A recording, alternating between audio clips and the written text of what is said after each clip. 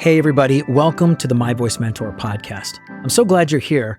I'm actually currently gearing up for the coming 2023 season. So in the meantime, we're not going to be running reruns. We're going to continue to run weekly episodes, except instead of it being a full video and audio podcast, it's just going to be audio. So if you're listening on Apple Podcasts or Spotify, not much is going to change. But if you're one of my YouTube watchers and listeners, you're just going to have to watch the animated audiogram for now. But don't worry, we're coming back in January with all brand new episodes with amazing guests.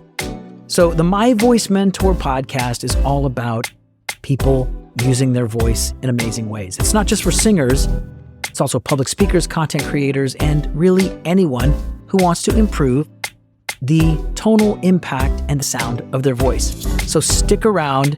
There's a lot coming, and I look forward to seeing you in 2023. So let's get right into today's topic. My question for today is, what lies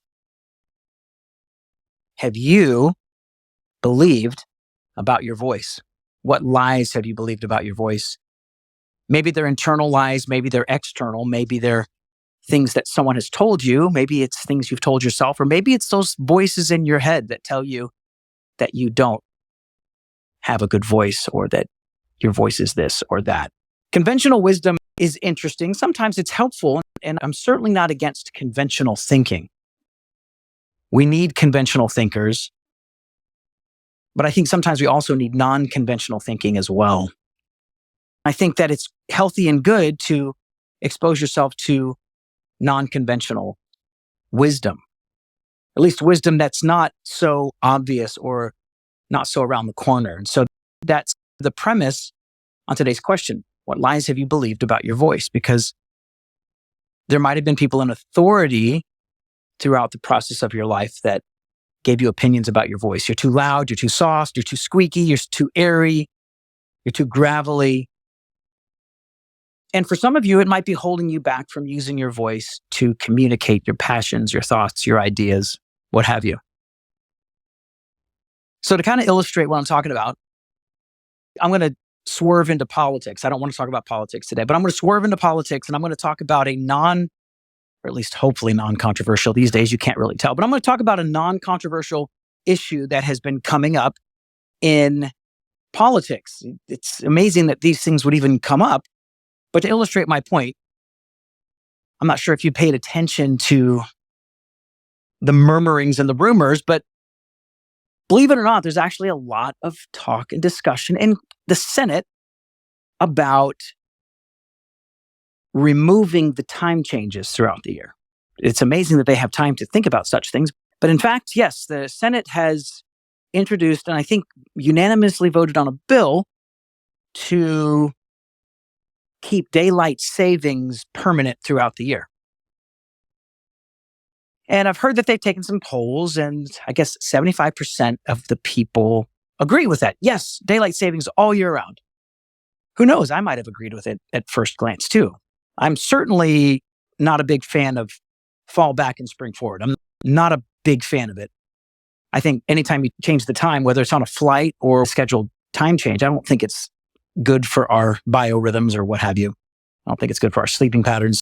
So yeah, I'm all for having a standard time that exists all throughout the year. But me personally, I would actually prefer to have standard time all year. That's where we are right now, which is the fall back, where instead of losing an hour, you gain an hour. Of course, you neither lose nor gain anything. But 75% of the people, apparently, according to their studies, say that they prefer daylight savings time. And the Senate, in their discussion about this, they've said, well, here are the benefits. We can give the children an hour more a day to play before having to go home. Now, why the government's worrying about our kids playing, you got me on that one. But okay, I see your point. That makes sense. And even in the last couple of years, we have extended daylight savings. And the reasoning behind it was that our children would be able to trick or treat and have an extra hour of daylight. And I'm like, wow. I mean, on the surface, it makes a lot of sense, but we're talking about one day here. we're going to move heaven and earth and the sun and the time because of trick or treating? Like, really? This is what we talk about, apparently.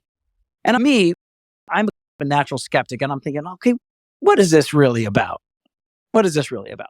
Because when I was a kid, regardless of where the sun was in the sky, you were expected to be home at 5 o'clock or 6 o'clock or whenever dinner time was. Hey, look, this is when you're going to be home. I don't care where the sun is. You're going to be home. I don't want my kids hanging out 8 o'clock, 9 o'clock at night before they came home. What on earth? And so then as you go down, it turns out the real reason is it's good for the economy. Why is it good for the economy? Because people are working later hours.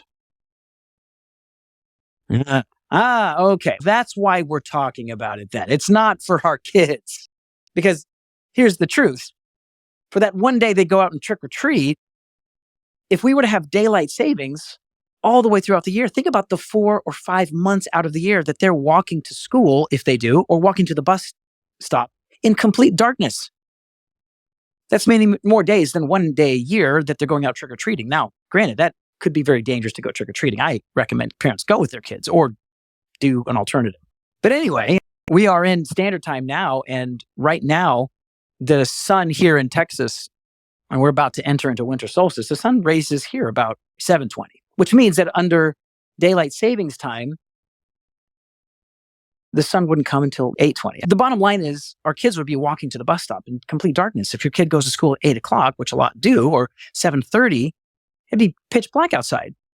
And there's people getting up, going to work, and kids walking to bus stops. Okay, so my point in all of this is not to talk about time changes, because that's a relatively unimportant thing. What we're talking about today is the voice. And what conventional lie have you heard about your voice that is untrue?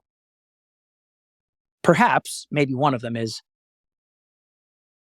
certain people have good voices while others don't. That might be a conventional lie that you've either heard or believed. And it's common. I encounter a lot of people, that's their common belief. Either you have it or you don't. It really isn't a product of hard work or learning a skill. It's just some people have good voices and other people don't. It's one of the frustrating things as a singer, because people just assume that you woke up one day being able to sing like I do or speak. And they tell me things. They say, you're a natural.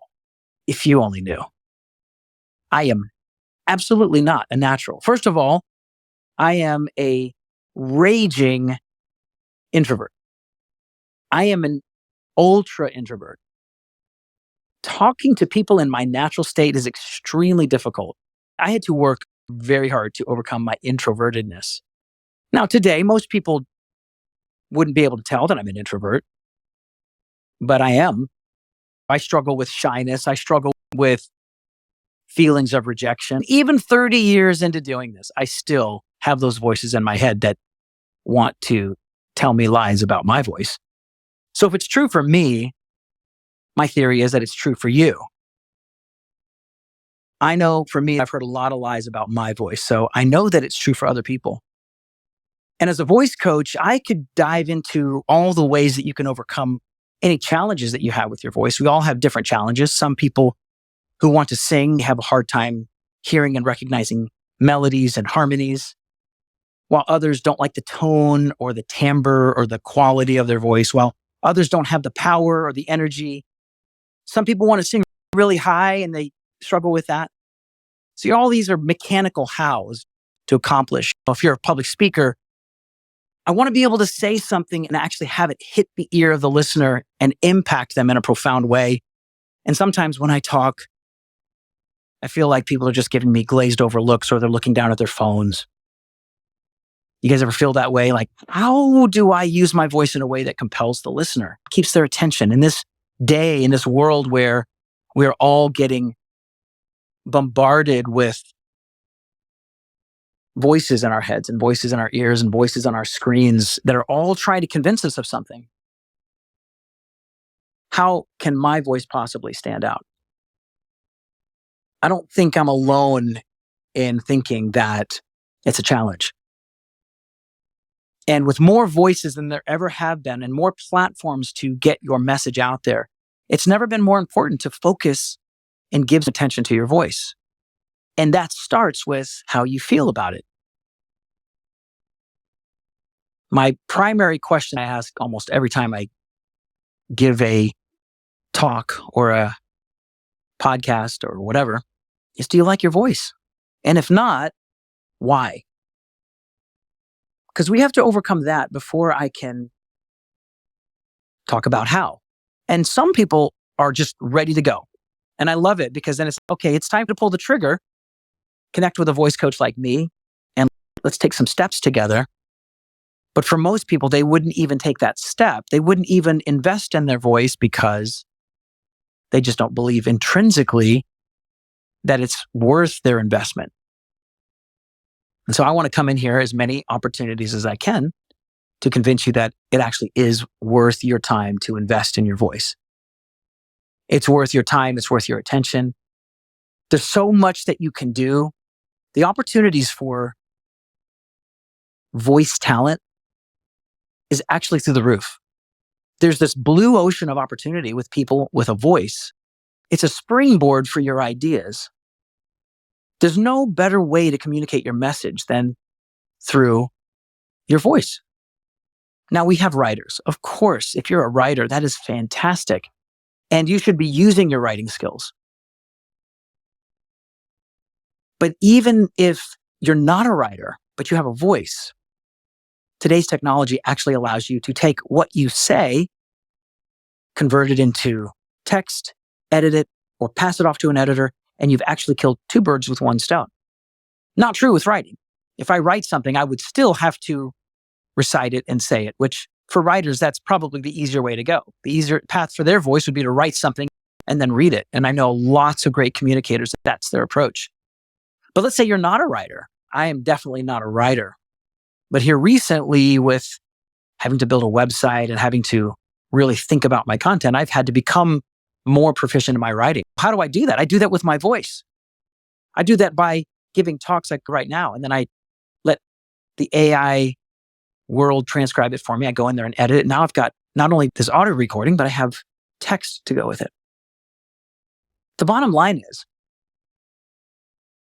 the voice being a primary instrument is worth your attention. It's worth your investment.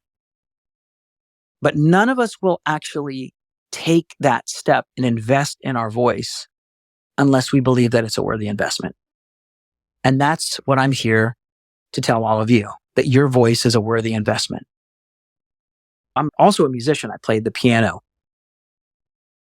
And there's a level of culpable deniability when you have an external instrument that you play. And basically meaning there's things that you can pass off to the instrument.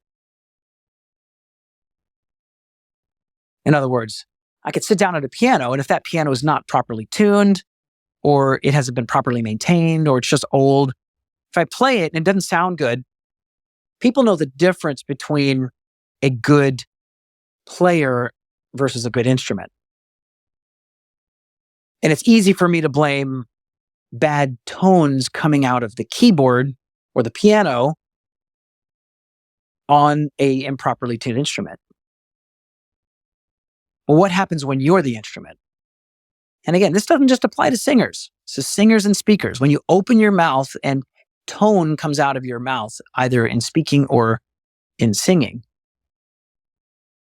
if you don't like the sound of your voice, or you feel like, or people have told you that they don't like the sound of your voice, who do you blame? It's not like you can blame the instrument maker. I guess you could. You could blame God. Why'd you give me such a bad voice? There's nothing more personal than the voice. It's me. I'm the instrument. When I open my mouth, it's me. I am a living instrument. The voice is the only living, breathing musical instrument. Think about that. It's why it's so personal. It's why when we hear negative comments about our voice, they cut us so deep. Or when we engage in personal destruction of our voice, we speak negative thoughts, or we say negative things, or we're overly critical. We're speaking death over our voice. Why would we do that? That's terrible. I want to help change your mindset. My primary goal as a voice teacher, voice coach, voice mentor, I really prefer to say, is to cause you to fall in love with your voice. Not in a narcissistic way. Definitely not that. I don't want you to love your voice in an unhealthy way. Believe me, that's gross. But I want you to love your voice in the proper way. And the proper way, in my opinion, is to acknowledge that it was a gift and it was created, constructed with you in mind. Because that's what I believe. I believe your voice was created, formed, not evolved. I know not everybody might agree with me on that, and that's fine. I respect differing viewpoints, but I believe wholeheartedly, with everything that I have seen, with the amazing intricacies of the body, it is not rational for me to believe that this all just happened from one process of chance, followed by another process of chance. I'm sorry. Things seem overwhelmingly more developed from a design perspective than from a random ordering of events perspective. I have not been convinced of that. I'm going to continue with the premise that there was a designer that designed your voice. And I'm going to take another step and say that designer was caring for you when he built your voice. That it was a design of love. And so if the designer built and cared for your voice, we should also love it. We should. I'm not a car guy, but I'm going to use a car analogy. If somebody came up and drove in here with, let's say, the top of the line Tesla. I've never been in one of those, but I've heard that they're pretty awesome. Or a Lamborghini or something. I'm not a car guy, so I don't even know. But anybody can recognize a high-end car when they see it. And somebody came in and gave that to me. I said, I just want you to have it. Listen, everything's paid for in this car. Everything's paid for. Taxes, it's yours.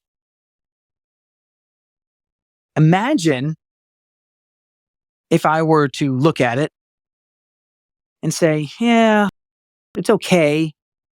I don't really like that color though. And man, really, did it have to be a Lamborghini? Couldn't it have been this kind of car? Why this car?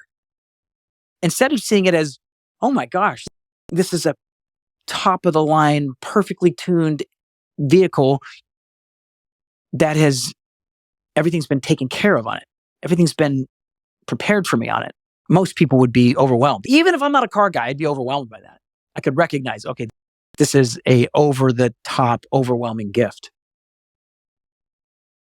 Now, the reasonability factor would kick in, and I would say to myself, man, I love this car, but listen, I think you got the wrong guy because I don't even know the first thing about how to even drive a car like this.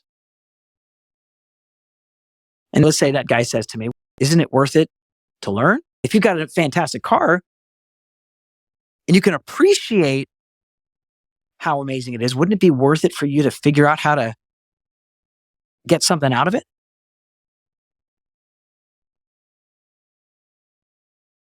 Hey, let's take this thing out and see what it can do.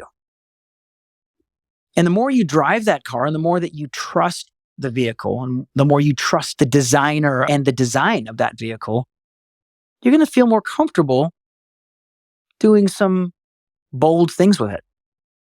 Maybe at first you're like, look, I just want to take the side roads. This thing's just too powerful. I don't want to take it on the highway. You take it on some side roads. And after a few weeks, a few months of that, you're like, man, this car was just not designed to go 35 miles an hour. This car does not want to stop at every light. This car wants to go. It wants to go. I think you see my point. Your voice wants to soar. There are things deep in your heart that you can only get from you to me through the power of your voice. And I'm here to tell you that I need to hear your voice. The world needs to hear your voice. It's time for you to invest in your voice. That's it. I'm going to keep harping on this. I'm going to keep poking at this because I care about your voice. I care about you. I really do. I have overcome a lot of my own insecurities and my own weaknesses and my own lies that I've told myself to the point where I want to take other people on that journey. I want other people to experience what a life with a voice that you're confident in, what that can do for you and the doors that can open for you and the people that can put in front of you. And not only that, the people that you can influence and the voices that you can unlock as a result. Not everybody's going to have access to me, but they have access to you. And so if I invest in you and then you down the road decide to invest in somebody else and offer a word of encouragement to them, well, that's just amazing because you're going to be able to impact and influence people that I won't. So I'm here to unlock as many voices as humanly possible. I am waging a war against forces that would seek to silence your voice.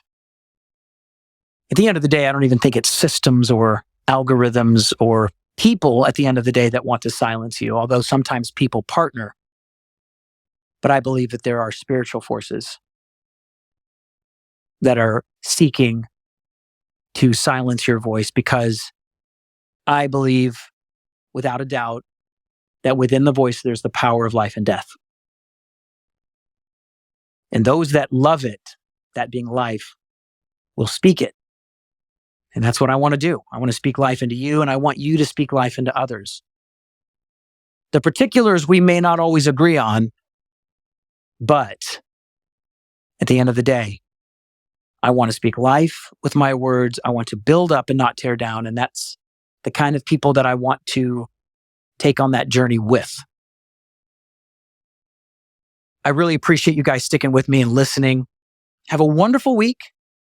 If you'd like to invest in your voice, go to myvoicementor.com/bootcamp, where I walk you through a free 5-day vocal bootcamp to kind of give you a tune-up, to give you a primer on the initial steps you can start taking to invest in your voice. It's absolutely free. Would love to give that to you. Again, myvoicementor.com/bootcamp. There's no reason why you don't want to sign up for that. It's a great way for you and I to connect and for me to start helping you on your journey to improving your voice. In the meantime, thanks again for listening. I appreciate you all for sticking with it. In the meantime, guys, have a great week. I look forward to talking with you again in the future. God bless. Thank you for listening to the My Voice Mentor podcast. I am so excited to bring these episodes to you every week and to do everything I can to help you find and improve your voice for a lifetime. If you're watching on YouTube, don't forget to hit that like and subscribe. And don't forget that coming in January, we're going to have full video and audio podcasts. I'm going to have weekly tips and tricks for you in the meantime. So stick around. I'm glad you all came. Can't wait to see you in the future. So have a great week and I'll see you next time.